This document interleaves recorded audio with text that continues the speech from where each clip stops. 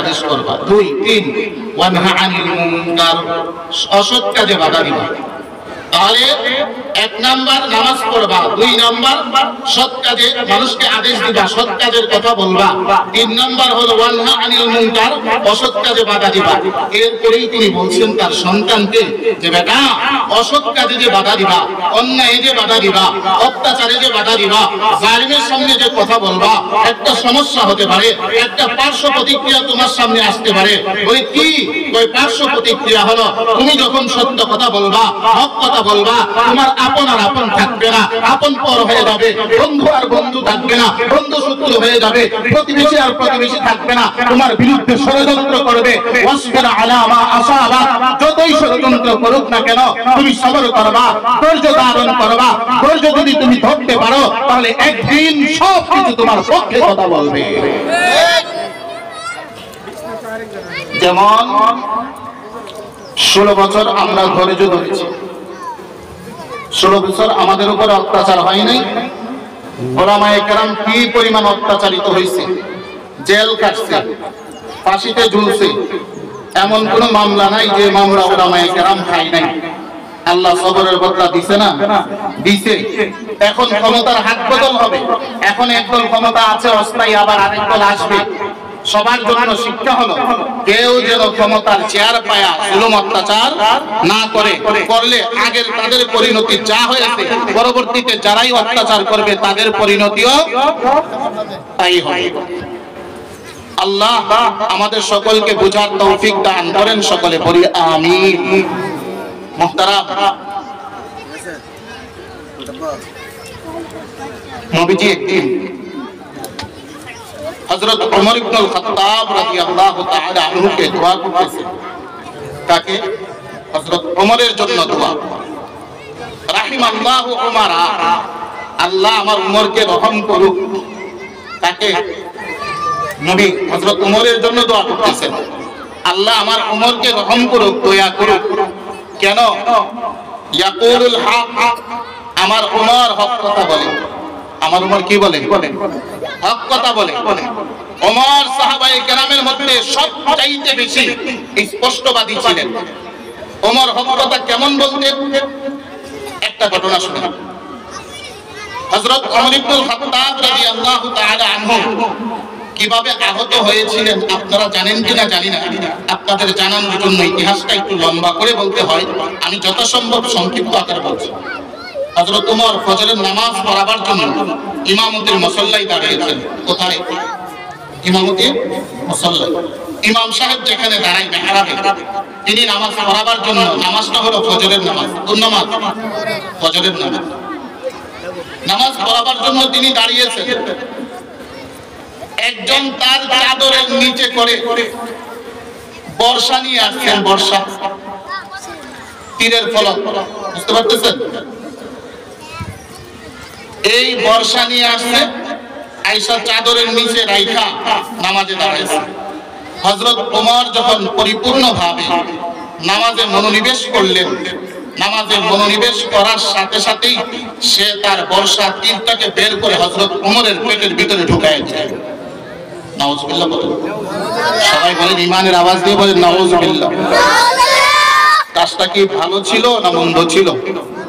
মন্দ কাজের কথা শোনার পরে আমাদেরকে কি বলতে হয়? নাউজুবিল্লাহ। উদ্দেশ্য কি? নাউজুবিল্লাহ মানে হলো আমি এই ধরনের মন্দ কাজ থেকে কি চাই? পানা চাই, আল্লাহর কাছে আশ্রয় চাই, আল্লাহ যেন আমাকে দিয়া এই মন্দ কাজ না করা। মন্দ কাজ দেখলে নাউজুবিল্লাহ এই জন্য করবে যে আমি এই মন্দ কাজ করতে চাই না। তো হযরত ওমর ইবনুল খাত্তাব রাদিয়াল্লাহু তাআলা আনহুর পেটের ভিতরে যখন এই ছুরি ঢুকিয়ে দেওয়া হলো, ঢোকানোর পরে টান দিয়ে যখন বের করছে, বের করার সাথে সাথে যে ঘটনা ঘটলো, হযরত ওমরের পেটের নাড়ি ভুঁড়ি বের হয়ে আসছে। বলেন, কষ্ট কি কম ছিল না বেশি ছিল? কম। কি অবস্থায়? নামাজরত অবস্থায় পেটের নাড়ি ভুঁড়ি বের হয়ে আসছে। এমন সময় হযরত ওমর কি বলছে শুনেন।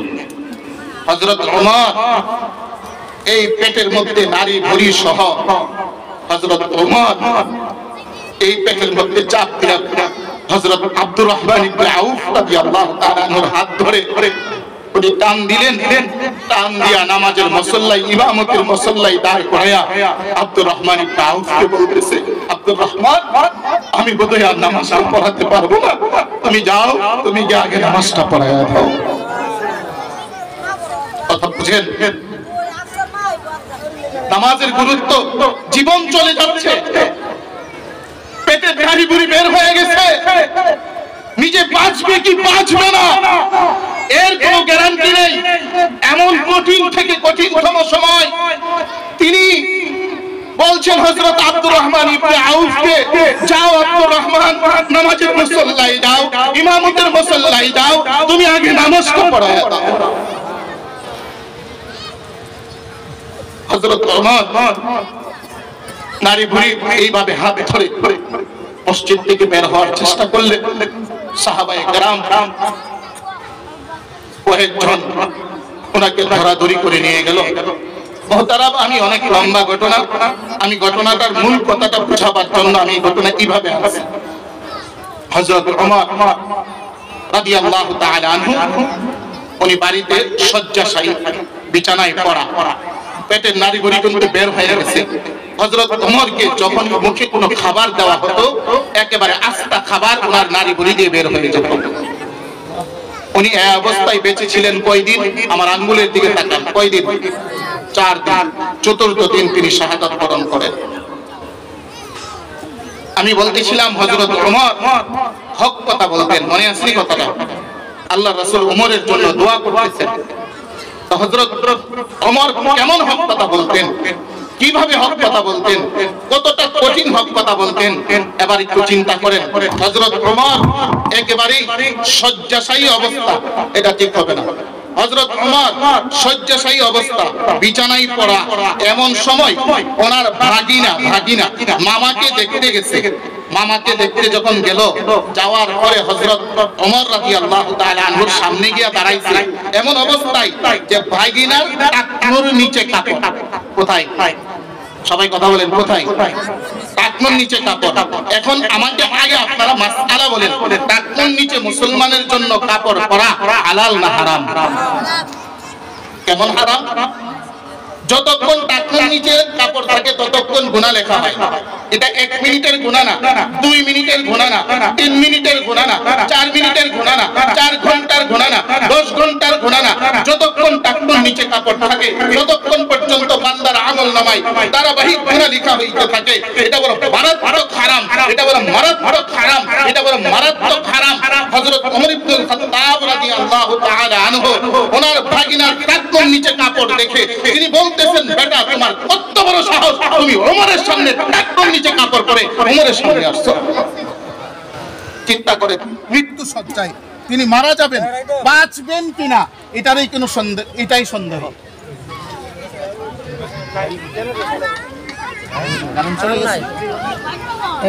এটা আগে ঠিক করো, এটা তুলে তো মার সমস্যা নেই, না লাগবে না, এটা সমস্যা জরুরি না, দরকার নাই। এটা হচ্ছে তো সমস্যা নেই, এটা না, যেটা জরুরি এটা করে। আমরা সকলে একটু জিকির করি, লা ইলাহা ইল্লাল্লাহ, লা ইলাহা ইল্লাল্লাহ, লা ইলাহা ইল্লাল্লাহ,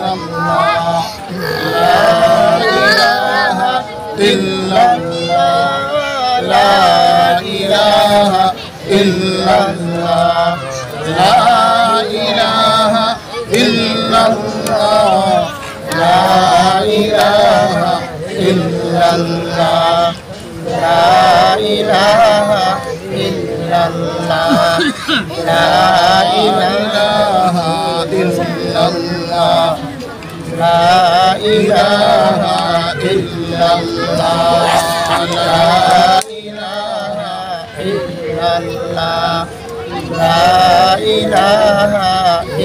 illallah, la ilaha illallah, la ilaha illallah, la ilaha illallah, la ilaha illallah, la ilaha illallah, la ilaha illallah, la ilaha illallah, la ilaha illallah, la ilaha illallah, লা ইলাহা ইল্লাল্লাহ মুহাম্মাদুর রাসূলুল্লাহ সাল্লাল্লাহু আলাইহি ওয়াসাল্লাম। মুহতারাম, বলতেছিলাম হযরত ওমর ইবনুল খাত্তাব রাদিয়াল্লাহু তাআলা আনহুর সামনে যখন ওনার ভাগিনা টাকনুর নিচে কাপড় পরিধান করে গেল, যাওয়ার পরে হযরত ওমর বলতেছেন, না তোমার এত বড় সাহস, তুমি আমার সামনে টাকনুর নিচে কাপড় পরিধান করে এসেছো। মৃত্যু শয্যায় বসেও, মৃত্যু শয্যায় শুয়েও তিনি কি করেছেন? অন্যায়ের প্রতিবাদ করেছেন, হক কথা বলেছেন। এই জন্য রাসূল হযরত ওমরের জন্য দোয়া করেন, রাহিমাল্লাহু ওমরা, আমার ওমরের উপরে আল্লাহ রহম করো। ইয়াকুলুল হক, আমার ওমর তো সব সময় হক কথা বলে, আমার ওমর হক কথা বলে। ওই ওমরের হক কথা কি বলছে? ওয়া ইন কানা মুররুন, যদিও হক তিতা। দেখবেন মিষ্টির ভক্ত সবাই আছে, তিত করলার ভক্ত কথা বলে, ভক্ত বেশি না কম? আচ্ছা বলেন, করলায় উপকার আসেনি? আছে। হক কথা যতই বেমজা হোক, মনে রাখবেন, হক কথা যতই বেমজা হোক, এটার উপকার আছে। কি আছে বলেন? উপকার আছে, হক কথার উপকার আছে।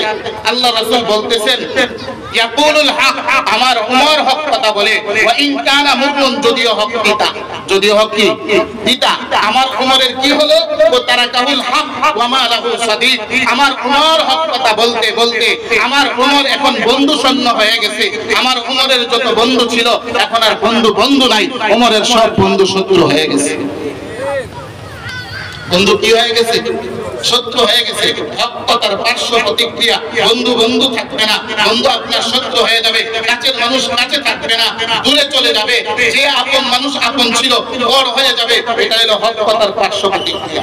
এই জন্য হযরত লোকমান বলতেছেন, বেটা তুমি যে হক কথা বলবা, অন্যায়ের প্রতিবাদ যে করবা, এটার ব্যাপারে তুমি খুব ভালো করে মনে রেখো। এই কথাটা ভালো করো, ওয়াসবির আলা মা আসাবাক, তুমি যখনই হক কথা বলবা, তোমার উপরে মুসিবত আসবে, হামলা আসবে, মামলা আসবে, দুঃখ আসবে, কষ্ট আসবে, মিথ্যা মামলা আসবে, পেরেশানি আসবে। যত দুঃখ কষ্ট তোমার উপরে আসুক না কেন, তোমাকে হক কথা বলতেই হবে। ওয়াসবির আলা মা আসাবাক, তোমার উপরে যত মুসিবত আসুক, তুমি মুসিবতের উপরে ধৈর্য ধারণ করবে।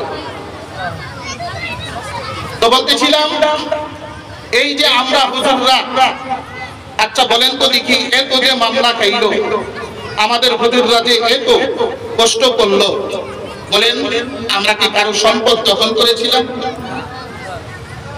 কারো সম্পদ দখল? আমরা কি দুর্নীতি করেছিলাম? ব্যাংক ডাকাতি করেছিলাম? লুট করেছিলাম? কোনো কিছুই করি নাই, শুধু হক কথা বলেছিলাম। এই অপরাধে আমাদেরকে জেল খাটানো হয়েছে বছরের পর বছর, শত শত মিথ্যা মামলা আমাদের নামে দেওয়া হয়েছে। কারণ কি? কারণ একটাই, হক কথা বলো কেন? তাহলে হুজুর চুপ থাকতে পারেন না? চুপ থাকলেই তো হয়, কথা না বললেই তো হয়। বলে হ্যাঁ, আমরাও চুপ থাকতে চাই, আমরাও শান্তিতে থাকতে চাই, আমরাও নিরাপদে থাকতে চাই। আমরা চাই না আমাদের সন্তান এতিম হোক, আমরা চাই না আমাদের সন্তান আমরা মামলা খাই, জেলখানায় থাকি, আমাদের সন্তান ডুকরে কাটবে, এই আদালতে থেকে অন্য আদালতে যাবে, আমরাও চাই না। তবে আমরা কেন পারি না চুপ থাকতে? আমরা কেন কথা বলি? আমরা কেন অন্যায়ের প্রতিবাদ করি? আমরা কেন মুখ খুলে বারবার কথা বলে বিপদে পড়ি? তার কারণ কি? ওই কারণ হলো ক্বালা রাসূলুল্লাহ সাল্লাল্লাহু আলাইহি ওয়াসাল্লাম, রাসূল বলেন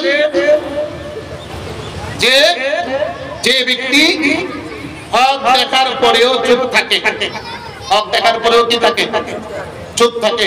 আস-সাকিতু আনিল হাক্কি শাইতানুন আখরাস, রাসূল বলেন যে ব্যক্তি হক দেখার পরেও চুপ থাকে, সে বোবা শয়তান। কি শয়তান? সুতরাং আলেম ওলামা যদি মুখ বন্ধ করে ফেলে, রাসূলের ভাষায় আলেম ওলামা কি হয়ে যাবে? বোবা শয়তান। এই জন্য আলেম উলামা বোবা শয়তান হয়ে মরতে চাই না বলেই এত বিপদের পরেও তারা হক কথা বলে। বুঝতে পেরেছেন হক কথা কেন বলে? এখন আসেন এই হক কথা সম্পর্কে রাসূল আরবি সাল্লাল্লাহু আলাইহি ওয়াসাল্লাম যে কথা বলেছেন, নবীজি হাদিসে বলেন, মান রাআ মিনকুম মুনকারান ফালিয়ুগাইয়িরহু বিয়াদিহি। এই তোমাদের মধ্যে তোমরা যারা অন্যায় দেখো, অন্যায় জুলুম দেখো, অত্যাচার দেখো, পাপাচার দেখো, তোমরা যারা দেখো, কই তোমাদের কাজ কি? কই মান রাআ মিনকুম মুনকারান ফালিয়ুগাইয়িরহু বিয়াদিহি, তোমরা শক্তি প্রয়োগে বন্ধ করো। কি প্রয়োগে? শক্তি প্রয়োগে, অর্থাৎ ক্ষমতা দিয়া তোমরা তোমার অন্যায় বন্ধ করো। ফা ইল্লাম ইয়াস্তাতি, যদি শক্তি প্রয়োগে বন্ধ করার ক্ষমতা না থাকে, ফাবিলিসানিহি, জবান দ্বারা প্রতিবাদ করো।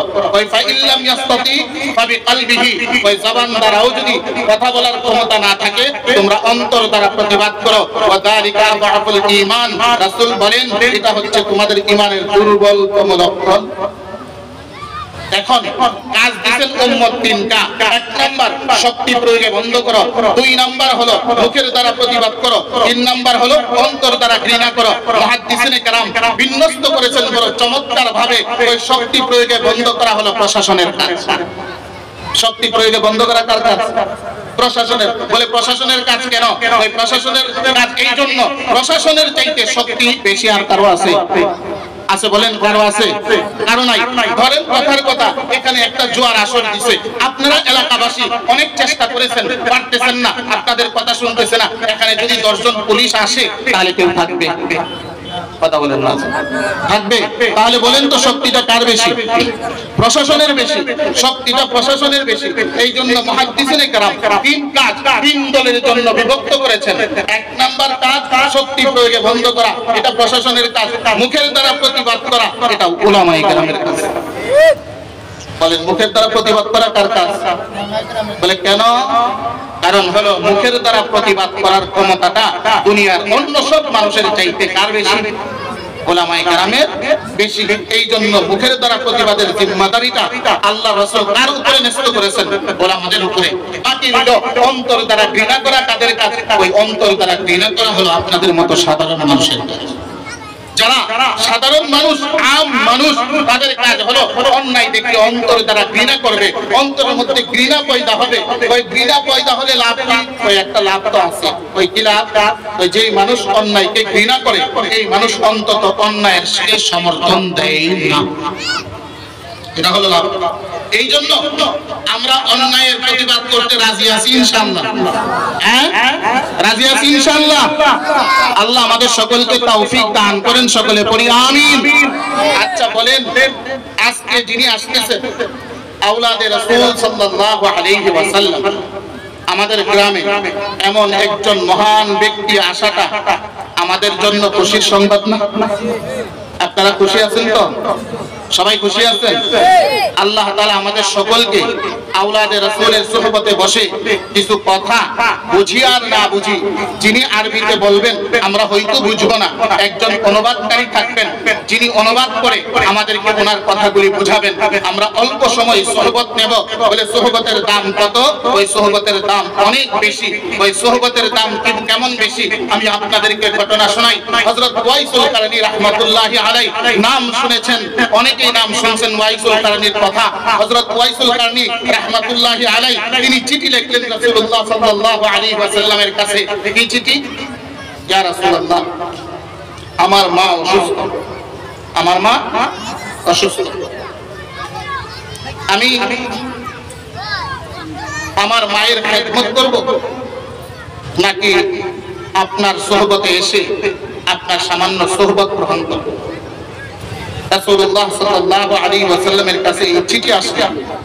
নবীজি চিঠির জবাবে লিখে দেন যে ওয়াইসুল কারনী, ওই তোমার জন্য আমার সোহবতে না আইসা তুমি তোমার মায়ের খেদমত করো। সুবহানাল্লাহ। মায়ের খেদমত কত গুরুত্বপূর্ণ দেখতেছেন। এখন সোহবতের গুরুত্ব কেমনে বুঝবেন? এখানে সামনে আসতেছে কথা। তাহলে এখন হযরত ওয়াইসুল কারনী রাহমাতুল্লাহি আলাইহির কাছে চিঠি গেছে যে উনি যেন ওনার মায়ের খেদমত করেন।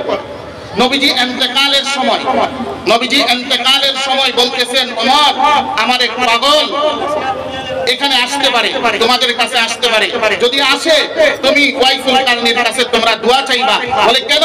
ওই ওয়াইসুল কারনী তার মায়ের খেদমত করতে করতে এত মর্যাদায় পৌঁছে, ওয়াইসুল কারনী হাত উঠাইলেই আল্লাহ তার দোয়া কবুল করে ফেলে। কিন্তু হযরত ওয়াইসুল কারনী এত মর্যাদায় পৌঁছার পরেও ওয়াইসুল কারনী কি হতে পারে নাই? সাহাবী হতে পারে নাই। কেন? কারণ নবীর সোহবত নিতে পারে নাই। এটা হলো সোহবতের দাম। ওই সোহবত ছাড়া কেউ সাহাবী হতে পারে নাই। ঈমানের সাথে যে নবীর সোহবত গ্রহণ করেছে সেই সাহাবী হতে পারছে। মুহতারাম, আমাদের সৌভাগ্য যে আমরা ঈমানের সাথে হয়তো নবীকে দেখতে পাচ্ছি না, কিন্তু নবীর একজন বংশধরকে দেখার সুযোগ আমাদের হয়েছে। এই জন্য আমরা এই সুযোগকে হাতছাড়া করব না। আল্লাহ আমাদের সকলকে তৌফিক দান করেন। সকলে পড়ি আমিন। ওয়া আখিরু দাওয়া।